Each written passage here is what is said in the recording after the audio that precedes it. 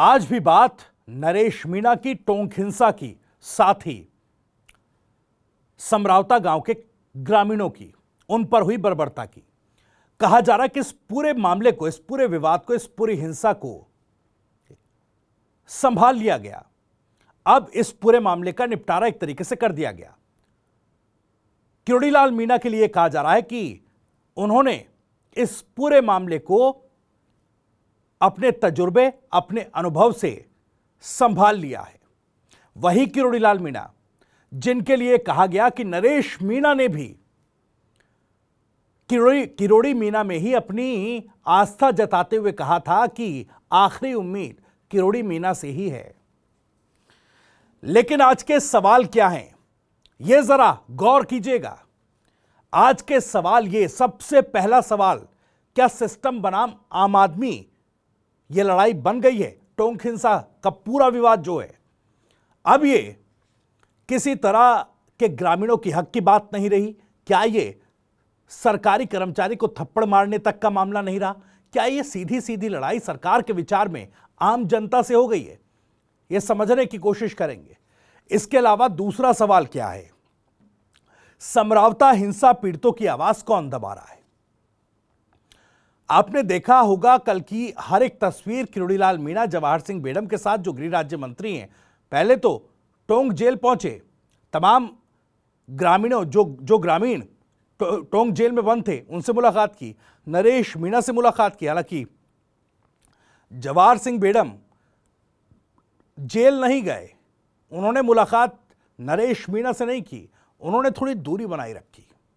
हालांकि गांव जरूर समरावता पहुंचे, लेकिन इन सब के बीच भी ग्रामीणों की न्यायिक जांच की मांग और जो तमाम चीजें हैं, उस पर सरकार का एक तरीके से पैनल, ये कहा जाए तो ये तैयार नहीं दिखा।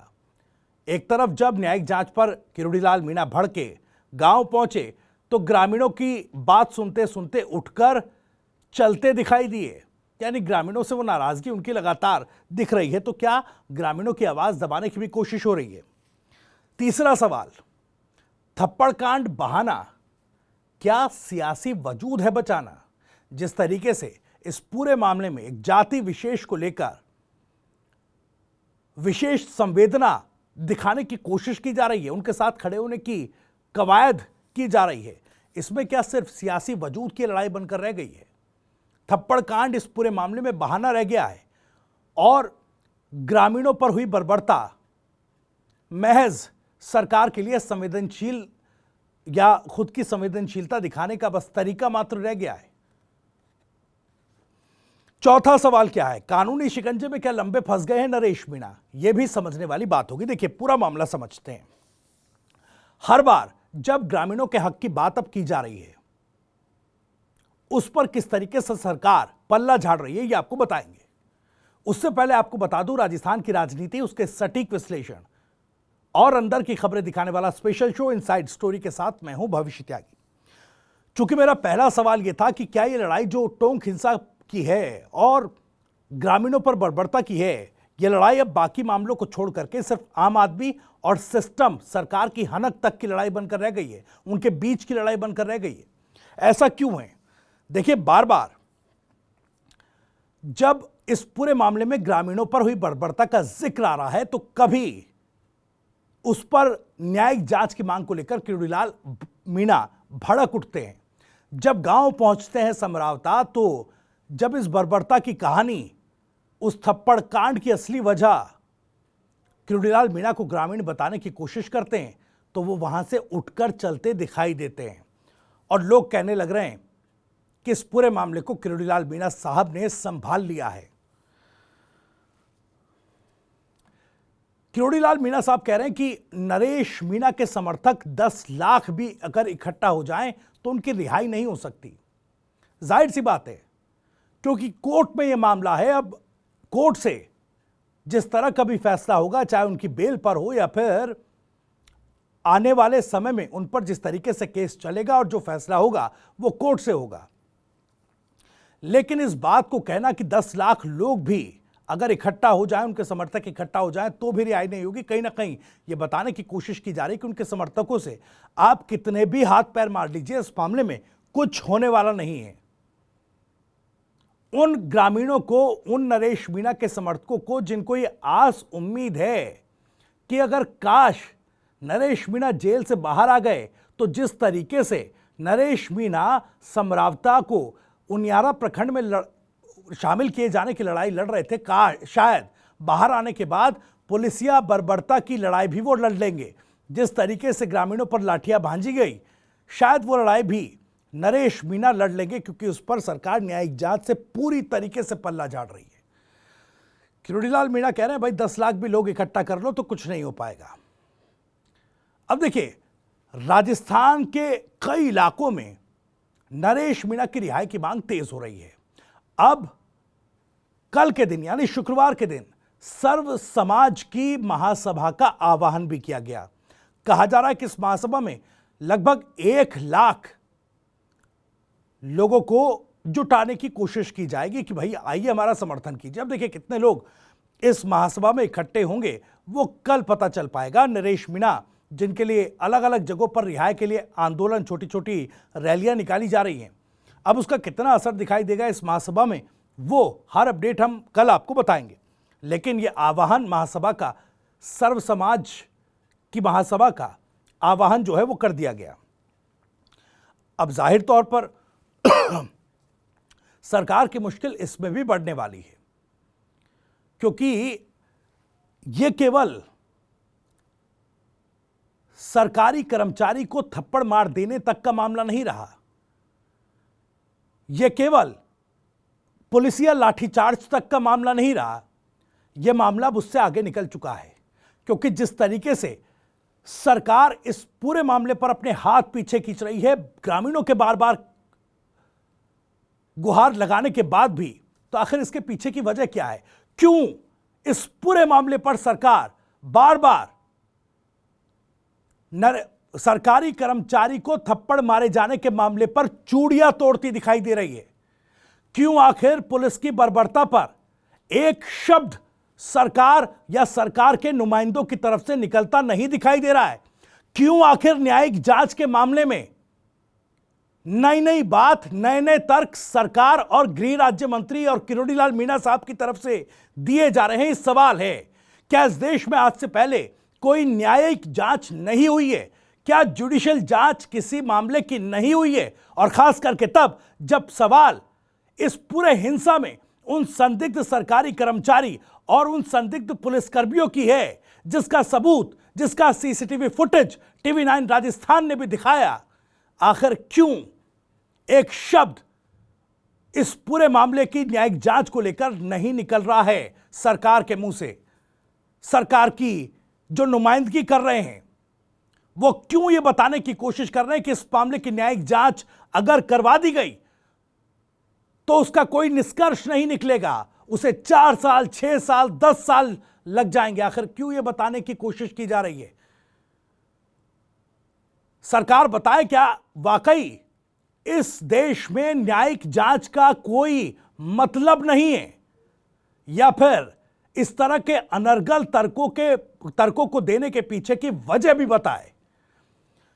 और मैं बार बार कह रहा हूं, देखिए हिंसा नहीं करनी चाहिए। नरेश मीणा ने जो थप्पड़ कांड किया, नरेश मीणा को कोर्ट से उसकी सजा मिलेगी, लेकिन सरकार जो इस पूरे मामले पर केवल एक पहलू देकर चूड़ियां तोड़ती नजर आ रही है, उनके लिए एक बार फिर से बताना चाहूंगा, यह कोई पहला मामला नहीं है। यह जो थप्पड़ मामले की दुहाई देकर बार बार इस मामले को पुलिसिया बर्बरता से डाइवर्ट करने की कोशिश कर रहे हैं, उनके लिए मैं बता दूं, यह कोई पहला मामला राजस्थान में नहीं है। और खुद किरोड़ीलाल मीणा जो इस मामले में बार बार कह रहे हैं कि हिंसा किसी भी तरीके से बर्दाश्त नहीं की जाएगी, जो ये कह रहे हैं कि 10 लाख लोग भी इकट्ठा कर लें तो रिहाई नहीं होगी। किरोड़ीलाल मीणा साहब शायद ये भूल गए हैं कि साल 2011 में जब उन्होंने पुलिस अधिकारी को थप्पड़ जड़ दिया था सांसद रहते हुए, तब उनकी इस पूरे मामले में एक तरीके से रिहाई, या यूं कहें कि इस मामले से तभी पीछा छूटा था जब समाज के लोगों ने इकट्ठा होकर किरोड़ीलाल मीणा का साथ दिया था। मामला क्या था मैं आपको बता दूं, साल 2011 में किरोड़ीलाल मीणा जिलाधिकारी से मिलने की कोशिश कर रहे थे। इसी बीच किरोड़ीलाल मीणा कि एक पुलिस अधिकारी से वहां पर भिड़ंत हो गई, वो अड़ गए। पहले तो अधिकारी से नोकझोंक हुई, लेकिन जब बात नहीं बनी तो उन्होंने पुलिस अधिकारी को थप्पड़ मार दिया। इस मामले में किरोड़ीलाल मीणा पर केस दर्ज किया गया, उनको गिरफ्तार कर जेल भी भेजा गया, लेकिन उनके समर्थक सड़कों पर उतर आए थे। और इस मामले को देखते हुए उस वक्त की गहलोत सरकार ने मामले को एक तरीके से कहें तो रफा दफा किया, तब जाकर किरोड़ीलाल मीणा की रिहाई हो पाई थी। ये वही किरोड़ीलाल मीणा है जो आज समरावता में पुलिसिया बर्बरता की न्यायिक जांच के सवाल पर कह रहे हैं कि 10 लाख लोग भी इकट्ठा कर लें तो भी नरेश मीणा की रिहाई नहीं हो पाएगी। आखिर ये दोहरा मापदंड क्यों? और केवल एक मामला नहीं है, कई और राजस्थान में मामले इस तरह के सामने हैं। सीपी जोशी, चित्तौड़गढ़ के सांसद, वो भी सरकारी कर्मचारी को थप्पड़ जड़ चुके हैं, उन पर भी किसी तरह की दंडात्मक कार्रवाई नहीं की गई है। थप्पड़ मारने वालों की फहरिस्त में कोई एक नेताजी का नाम नहीं है या 2 नेताजी का नाम नहीं, कई और ऐसे। और केवल बीजेपी में नहीं, कांग्रेस में भी अशोक चांदना साहब जो पूर्व की सरकार में मंत्री रह चुके हैं, उन्होंने भी जेपी मीणा जो कि एक अधिकारी थे, सरकारी अधिकारी, उनको थप्पड़ जड़ दिया था। अब देखिए, पूर्व की सरकार में मंत्री थे तो आप समझ सकते हैं कि कितनी दंडात्मक कार्रवाई उन पर हुई होगी। इसके अलावा राम प्रसाद डिंडोरे, बीटीपी के पूर्व विधायक, उन्होंने भी एक सरकारी डॉक्टर पर थप्पड़ जड़ दिया था। ये एक एक करके मैं आपको नाम बता रहा हूं। और खुद कांग्रेस के पूर्व एक नेता जो पहले कांग्रेस में हुआ करते थे, हालांकि आजकल वो बीजेपी में, बीते दिन ही उन्होंने कोर्ट में सरेंडर भी किया है। दरअसल उन्होंने तो एक दलित इंजीनियर की, सरकारी जेईई की 22 हड्डियां तक तोड़ दी थी। उस मामले में उन पर केस चलता रहा, हाईकोर्ट से उनको जमानत मिली। हालांकि फिर उस मामले को, उनकी जमानत को लेकर याचिका डाली गई, तब जाकर उनको सरेंडर करने का वक्त दिया गया। लेकिन इससे पहले चुनाव से पहले जब कांग्रेस से उनका टिकट कटा, तो ऐसे नेता को, जिन्होंने एक सरकारी अधिकारी की 22 हड्डियां तक तोड़ दी, ऐसे नेता को बीजेपी ने अपनी पार्टी में लाने के लिए खुली बाहों से उसका स्वागत किया। तो फिर आज क्यों बार बार नरेश मीणा थप्पड़ कांड को लेकर और समरावता गांव के ग्रामीणों पर पुलिसिया बर्बरता को लेकर जब न्यायिक जांच का सवाल पूछा जा रहा है, तो फिर क्यों हिंसा की बात कहकर सरकार चूड़ियां तोड़ती नजर आ रही है? तो बीजेपी और कांग्रेस के भीतर, यानी दोनों ही पार्टियों के भीतर, इस तरह के थप्पड़बाज नेताओं की एक लंबी फहरिस्त है, जो राजनीतिक दलों में, राजस्थान की राजनीति में उच्च स्थान पर या सरकार में उच्च पदों पर बैठे हैं, लेकिन बावजूद नरेश मीणा के थप्पड़ कांड पर हिंसा के ऊपर चूड़ियां तोड़ी जा रही हैं। मैं बार बार कह रहा हूं कि यह पूरा मामला अब केवल थप्पड़ कांड का नहीं है, सरकारी कर्मचारी पर हाथ उठाने का नहीं है। दरअसल ये मामला ग्रामीणों के जब अधिकार की बात आई है, तो ये सिस्टम, ये सरकारी सिस्टम और आम आदमी के बीच की लड़ाई बन गई है। चूंकि सरकारी अधिकारी पर हाथ उठाया गया है, तो फिलहाल अभी नरेश मीणा को लेकर वो समर्थन, वो जनसैलाब नहीं दिख रहा सरकार को, जिसके दबाव में आकर ग्रामीणों की आवाज सुन सके। अभी सवाल यह है कि क्या सरकार को सीधे आदेश हैं कि पूरे मैटर को किसी भी तरीके से सलटाया जाए, क्योंकि यहां पर उन अधिकारियों की बात आ गई है जो इस सरकारी सिस्टम में गलत सही, ऊंचा नीचा, बड़ा छोटा, जैसा भी काम लेना हो, इन्हीं अधिकारियों से लेना है। यही अधिकारी हर दिन सुबह शाम सैल्यूट करेंगे, तो कहीं ना कहीं सरकार इस मानसिकता के साथ, इस माइंडसेट के साथ टोंक हिंसा, और इस हिंसा में, इस पूरे मामले में पुलिसिया बर्बरता में जो ग्रामीणों को हक अधिकार उनका छीना गया, उन पर अत्याचार किया, इस पूरे मामले को कहीं ना कहीं नेग्लेक्ट करती दिखाई दे रही है। क्योंकि वो एक माइंडसेट हमेशा से इस देश में अंग्रेजों के जाने के बाद भी रहा कि आप आम आदमी हैं, आप पर तो इसी तरह से बर्बरता की जाएगी, इसी तरीके से प्रशासनिक लाठी बांधी जाएगी, आप करिए जो आपको करना है। क्या किरोड़ीलाल मीणा या उन तमाम नेताओं ने जिन्होंने सरकारी कर्मचारियों और अधिकारियों पर थप्पड़ चलाए, क्या उन्होंने कभी अपने किए पर माफी मांगी? कभी पब्लिक डोमेन में आकर अपने द्वारा की गई हिंसा पर पश्चाताप जाहिर किया? क्या उस पर किसी तरह का कोई माफीनामा लिखा? वो इसलिए नहीं लिखा क्योंकि इन तमाम नेताओं के पीछे इसी तरह के आम लोगों का सपोर्ट था, इसी तरह के आम लोगों का साथ था, इसी तरह के आम लोगों का वोट था। लेकिन जब आज समरावता में उन्हीं ग्रामीणों के, उन्हीं वोटर्स के, उसी सपोर्ट के अधिकार, उस पर हुई बर्बरता, अत्याचार का मसला उठाए, उनके अधिकार का मसला उठाए, तो सरकार में यही बैठे हुए लोग चुप हैं। जुडिशियल जांच को लेकर किसी तरह का कोई जवाब या कोई स्पष्टीकरण देने को तैयार नहीं। ऐसा लग रहा है कि पूरी सरकार, एक तरफ कहा जा रहा है कि मुख्यमंत्री भजनलाल ने अपने मंत्रियों को इस पूरे मामले के निपटारे को लेकर सख्त हिदायतें दी हैं, कहा है कि इस मामले को जल्द से जल्द निपटाया जाए, लेकिन ये मामला सुलझने के बजाय और ज्यादा उलझता जा रहा है। अब देखिए, इस पूरे मामले पर से ध्यान हटाने के लिए सरकार की तरफ से एक और फैसला लिया गया। हालांकि पूरी तरह से यह कह देना कि इस पूरे मामले से ध्यान हटाने के लिए फैसला लिया गया थोड़ा गलत हो सकता है तकनीकी तौर पर, लेकिन आज ही राजस्थान के भीतर साबरमती रिपोर्ट फिल्म को टैक्स फ्री कर दिया गया।